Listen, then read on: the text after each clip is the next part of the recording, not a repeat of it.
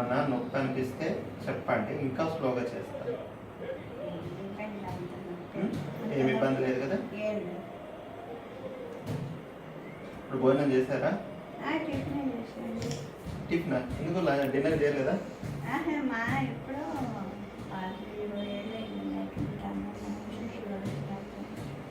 Okay, only పుల్కా తింటున్నారా, చపాతీగా?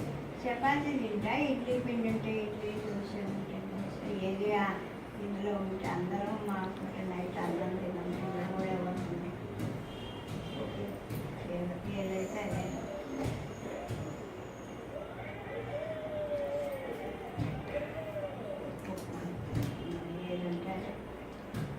ఎందుకంటే rice మీరు లాస్ట్ హెచ్పిఎంసీ ఎంత ఉందో షుగర్ లెవెల్స్ మోర్ దాన్ 6 ఉంటే కనుక మీరు 150 గ్రామ్స్ కంటే ఎక్కువ రైస్ తినకూడదు 24 అవర్స్. సో మీరు ఈ ప్రికాషన్స్ తీసుకోవడం వల్ల ఏంటంటే మెయింటైన్ అవుతుంది. ఇంకొకటి మీరు ఎప్పుడు ఏ ఫుడ్ తిన్నా టైం అనేది మెయింటైన్ చేసి అలవాటు చేసుకోవాలి. సో అదే మెయిన్ షుగర్ రావడానికి గల మెయిన్ రీజన్ టైం సెన్స్. టైంని కనుక మీరు కరెక్ట్గా మెయింటైన్ చేయగలిగితే ఎలాంటి అబ్నార్మల్స్ అనేది రాకుండా మెయింటైన్ చేయడానికి అవకాశం అనేది ఉంటుంది.